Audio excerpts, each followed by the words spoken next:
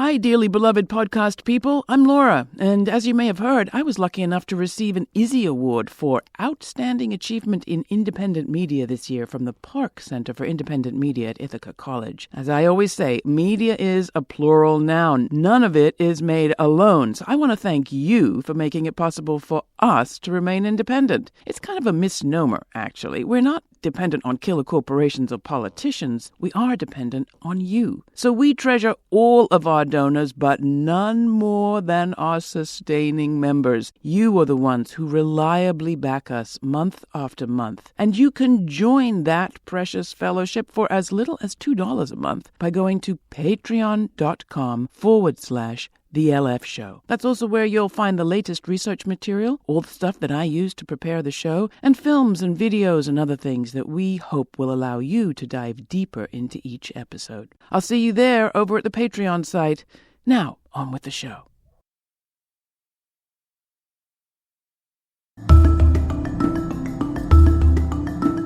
Hi, I'm Laura Flanders, and this is The Laura Flanders Show, the TV and radio program that seeks to raise radical spirits by interviewing forward-thinking people with real-life models of shifting power from the few to the many in the worlds of arts, entrepreneurship, and governance.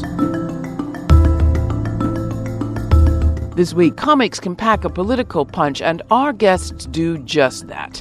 First off, Mohammad Saba'aneh, who describes how he transposes his lived experience to the page, exposing the cruelties of Israeli occupation and celebrating popular resistance.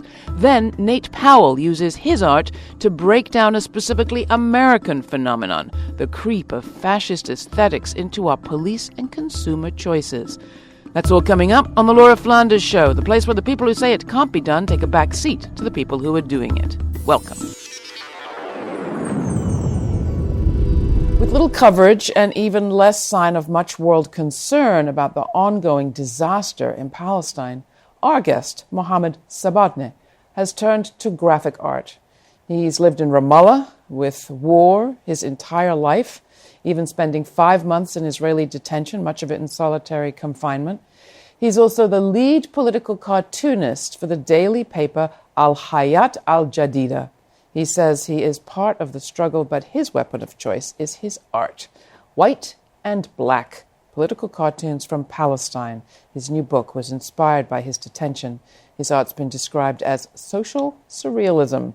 He's won the Médaille d'Or at the Marseille Cartooning Festival, and last fall he was featured in an exhibition and gala at the United Nations. Mohammad, welcome to the program. Glad to have you. Thank you. Thank you for having me. Thank you for your work.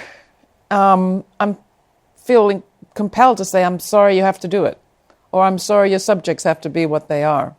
But I'm glad you're doing your work. Yeah. What do you think you can communicate through cartooning that those of us in traditional news maybe can't? Maybe because of the cartoon is like visual language, it's very easy for all of this audience from around the world to understand it without any need to translate this cartoon, because my artwork without any text, without any dialogue, and this just visual language, and that's why it's very easy to the audience or the people around the world to understand it without any need to explain it or to translate it. And that's why I think it is one of the most important tool we can use it as a Palestinian to talk about or to convey our suffering here, there in Palestine. What do people here need to know? Because in our world, most of us, this isn't a story that we are brought very reliably, very consistently. I think the most important thing that the people, they should know here in the United States, that not all of these people in Gaza, they are military and fighters for freedom.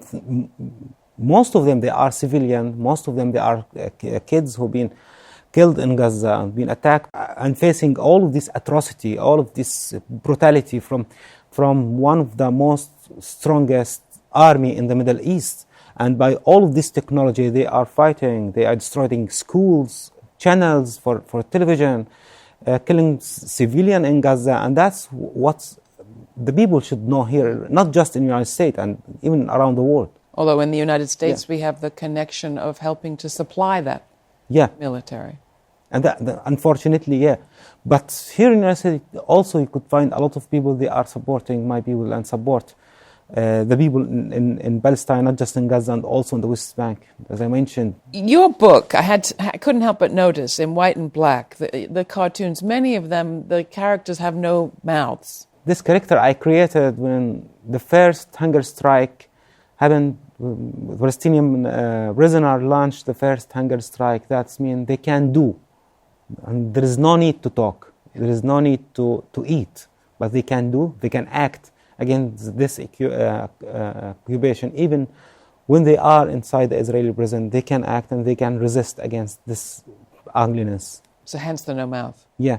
And that's why when I came up with this idea, I could use this character as a Palestinian resistance who want to act against this occupation by any way. Now you're acting, you're making this art how? It looks like, is it lino cuts? Is that how you're making the work? Not all of my artwork in this book are linoleum cut. Most of them linoleum cut. Some of them by ink, and just a few artwork in this book by computer. Would you like to just talk us through some of your work? I tried to depict Gaza, because Gaza looks like a big prison, surrounded by all these military, the wall, checkpoints, and the border. I tried to talk about what's going on in Gaza, not just because of the Great March, Return March. What's going on in Gaza have been happening for more than 10 years now. And I think no one cares about what's going on there. Well, and what you have here is also the checkpoint, which is all about looking and observing. Yeah. But we can't see anything. Yeah, because I think we need to more concentrate on what's going on in Gaza from the human perspective, because it's very important to understand that the people there without water, without electricity, without opportunity to live as a human being, they cannot travel outside, they are in the prison. Yeah. So let's look at another one. What's this? It's mean for me a lot of kind of death, not just because of the occupation. And this one, not just about the Palestinian. It's about the kids around the world. Maybe we can talk about the kids now in Yemen, in Palestine, in Syria, and all of these kids who being killed around the world. Not just because of one reason. There is a lot of reasons. The poor situation, the military acting, the extremists from around the world, and that's why I did this cartoon. So that one speaks to me of the courage it takes for a kid to grow up in face of all that at all. This one's talking about the Great March in Gaza. That's this woman tried to make the Palestinian flag from this wire, razor wire. Yeah, and it's looked like it's something emotional for the people around the world. That's how the Palestinian women also participating in our resist against this occupation, because there is a great role for the Palestinian women in our resist. I couldn't help but also think, looking at that, and this just reflects how your work works. Our president has put rolls and rolls and rolls of razor wire, barbed wire, on the border of the U.S. and Mexico. And to me, that piece also speaks to the work that women and others are putting in to making from all of that ugliness, although the president thinks it can be beautiful, a new vision and a new idea of a nation, of a state, of people. I think he's implementing the same idea of the state of Israel now. He wants to build the wall, he wants to stop the immigrant. It is the same. It's an exclusionary, nationalist state. Yeah. So we're in the same boat, you and I. Yeah. Kind of. I have to do cartoon also. Thank you so much. Thank you. This is the Laura Flanders Show. I'm Laura. That was artist and political cartoonist Mohammad Saba'aneh. He is lead political cartoonist for the daily paper Al-Hayat Al-Jadida, and his new book is White and Black, Political Cartoons from Palestine. You can see his work by watching this week's episode at our website. That's www.lauraflanders.org. And if you've yet to subscribe to our podcast, do it there or through your favorite podcast app. Subscribe and you'll get audio extras like my commentaries, The F Word. The latest I write as a tribute to the spirit of independent journalist Lyra McKee, who was shot in the course of her duties in Derry, Northern Ireland, on Good Friday.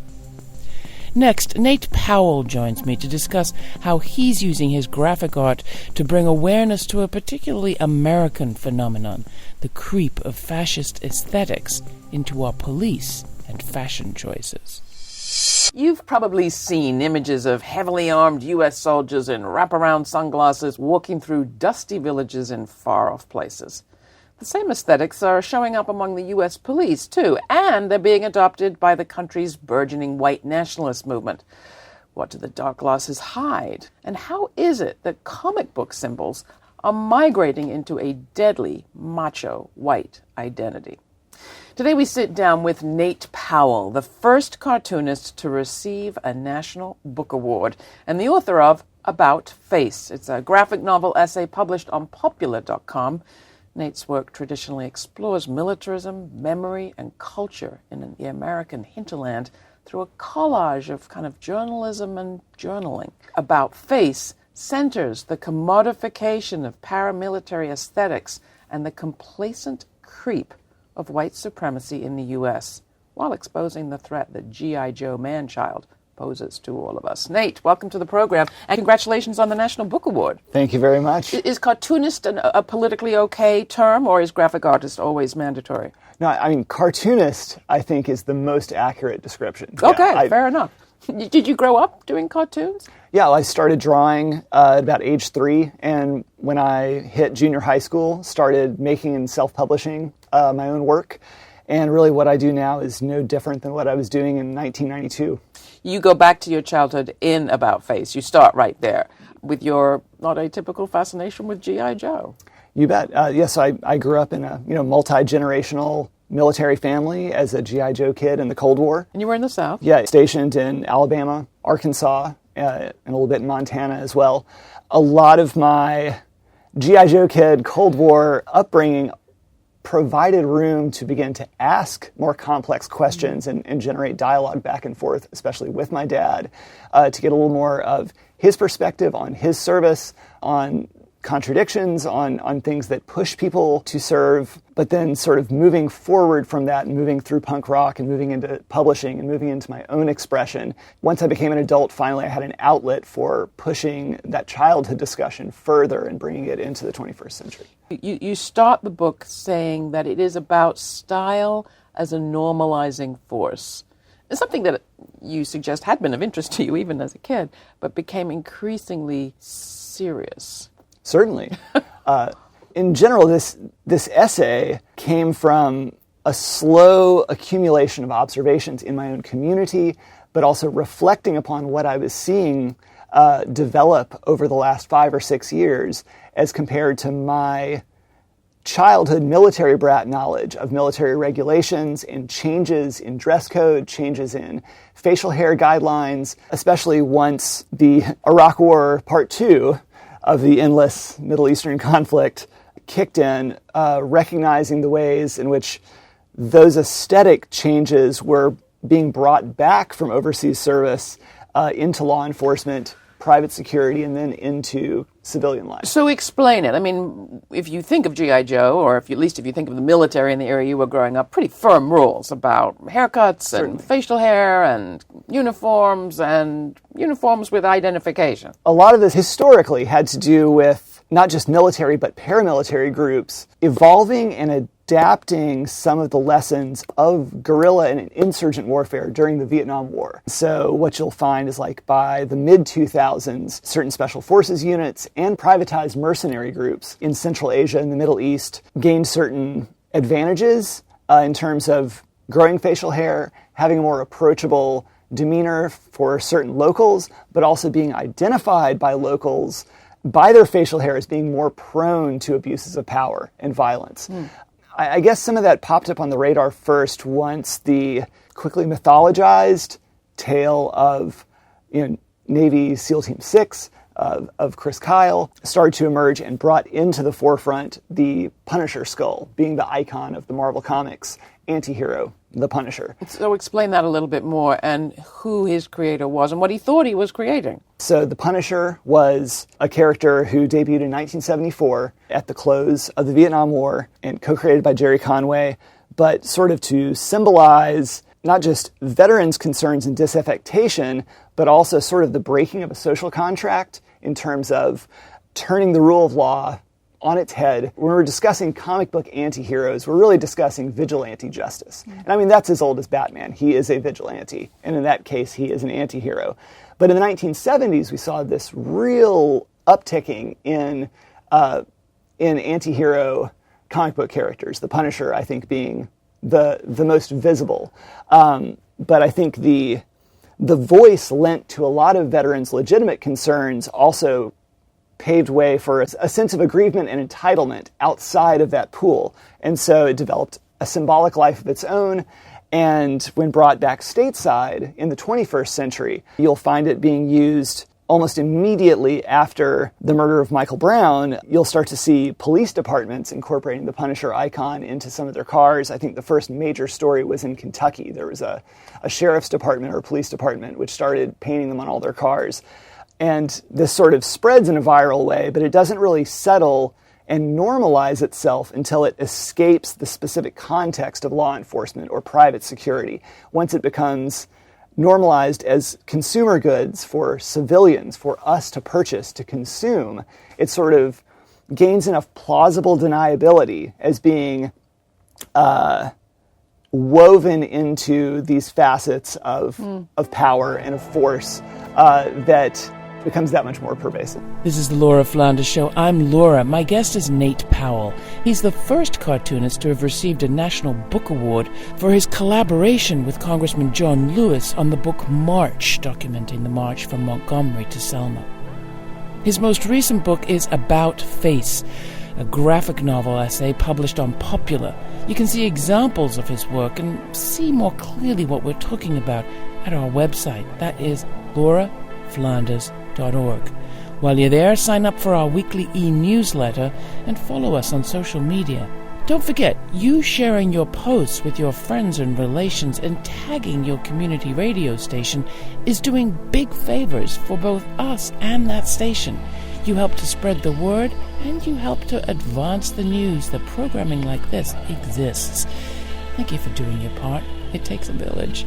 Next, I ask Nate to dig down deeper into how the creep of fascist aesthetics, like beards and dark wraparound glasses, is making its way into our police and fashion choices, while fueling a kind of vigilante culture that's playing out in the streets. Here's The Burning City by Q Burns' Abstract Message from his album Audio Totem Pole.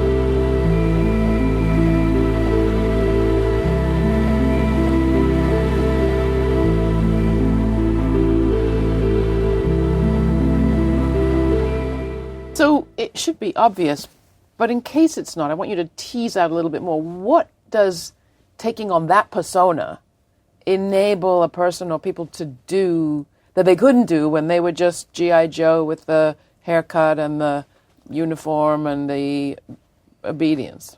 Well, I mean, generally speaking, we're really talking about the notion of sovereignty as it relates to being above the law, which becomes particularly dangerous when we were talking about enforcers of the law. You're not kidding. And so I think its symbolic value has rested in this decade as a signifier of force and justice regardless of the rule of law. It's sort of part and parcel of a declaration of aggrieved white male America declaring itself to be above the law in a particular cross-section to really be more specific, that's in accordance with a long tradition of living and acting above the law, just as a product of privilege. You call it white allowance. Yes. White and male allowance. Certainly. How does gender play out in all of this? I saw in your beautiful piece just one gendered female character who seems to be the vampire. Right. And that was a quick reference to Dracula and to the allure of submission to power. So, like, there's that great sexy scene in the book Dracula, in which there are these sort of like she-vampires who seduce Jonathan Harker. Because your point is this is also seductive. Oh, certainly. And I mean, even as a kid, with my dad sort of giving his cautionary descriptions of military service and the requirements, in recognizing that one of the primary functions in basic training and in a lot of these regulations was to sort of whittle away at the edges of individuality and the willingness to, question orders or to question your role in a larger system. But Dracula, I think, perfectly embodies and describes the allure of sort of taking one's own agency away, the allure of simply following orders, the allure of not worrying about the moral distinctions or the questions that you may bear responsibility for if someone else is passing those orders down to you. And that's something I was cautioned about from my dad, from his perspective of experience. But to go back to the gender question, is yes. this just a guy thing? I'd say dominantly it is. It has a lot to do with a sense of entitlement, with a continuation of privileges that some people perceive as being threatened.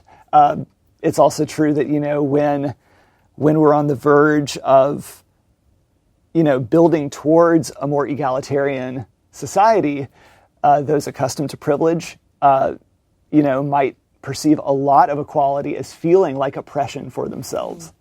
So here we have a whole lot of aesthetics, a whole lot of aesthetic symbols migrating from vigilante military to armed force enforcement, policing here, to now kind of white power movements. And we're speaking as there have been what looked like arson attacks on 4 churches burnt to the ground, black churches in Louisiana, an attack on our precious Highlander school, leaving a symbol of white supremacy right there on the grounds. Who's accountable? I mean, are the military accountable? Is the police accountable? These are big institutions. And what about our corporate America that is propagating what you call a commercial design cycle, I think, or a cyclical design? Are there people we can hold to account, or do we just need to say, it's just art?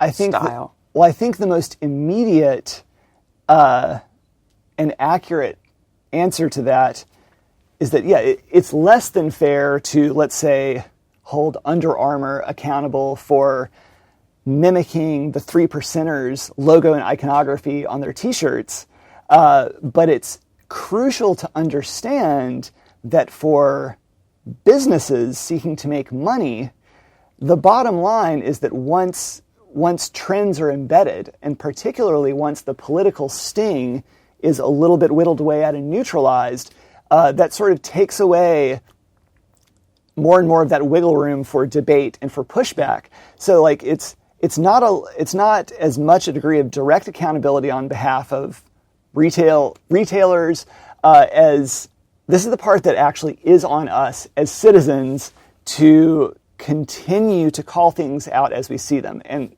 going back to normalization, this is where, 2.5 years into this regime, we're just hit every day with this never-ending news cycle of horrors, shocks, and things that are far beyond the constraints of our society, to the point in which stuff like this seems almost ridiculous to call out, and that's precisely how and why it has been able to embed itself so deeply.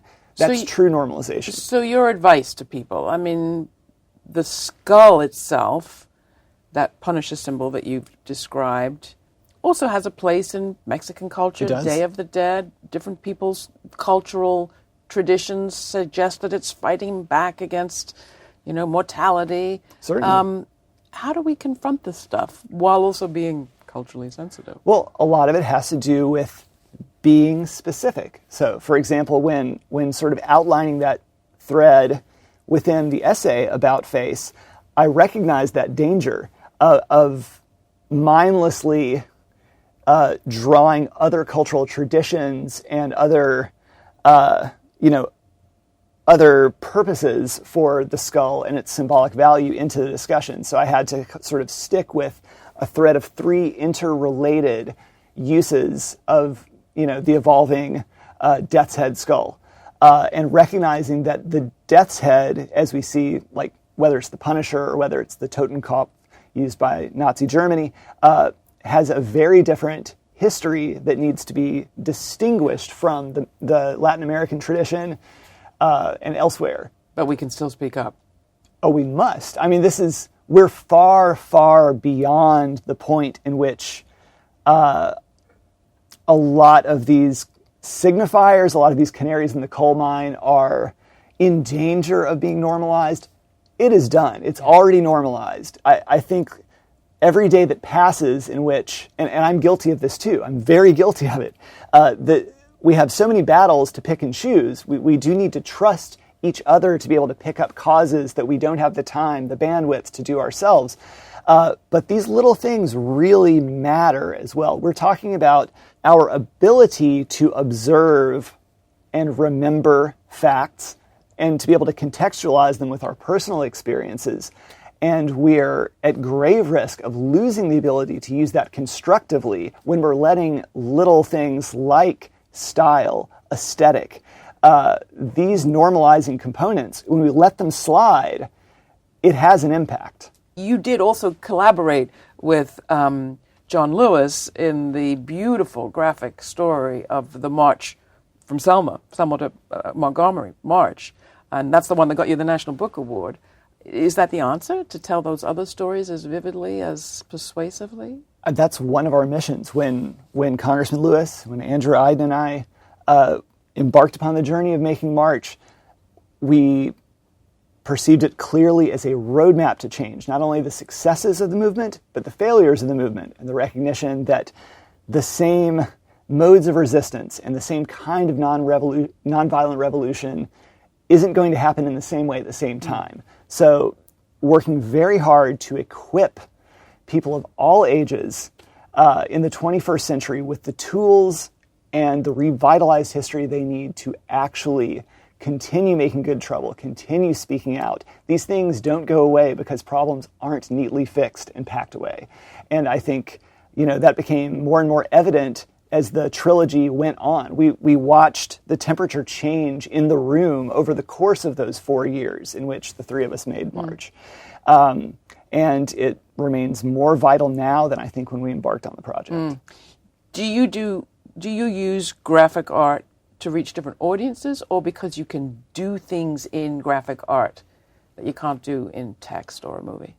I'd say for part 1 of that, I choose comics because I love comics, and they do have unique strengths in storytelling that activate us as readers in ways that no other medium can. But there is a universal quality. There is an incredible accessibility issue with comics as a medium and as a language. But especially in terms of like an essay like About Face, the ability to navigate this train of thought in a linear fashion, but simultaneously be able to contextualize different points in real time while moving through a comic. These are strengths of comics which allow some ideas to be crystallized in a more powerful way than could be done in any other medium.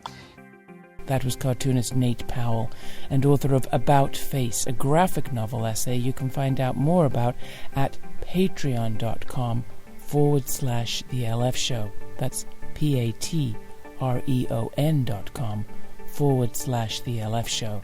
You can also find additional research materials there on this episode and information on all of our guests on this program, including artist and political cartoonist Mohammad Saba'aneh on this program. Cast a vote for ad-free independent media by becoming a member of our support community right there at patreon.com/The LF Show.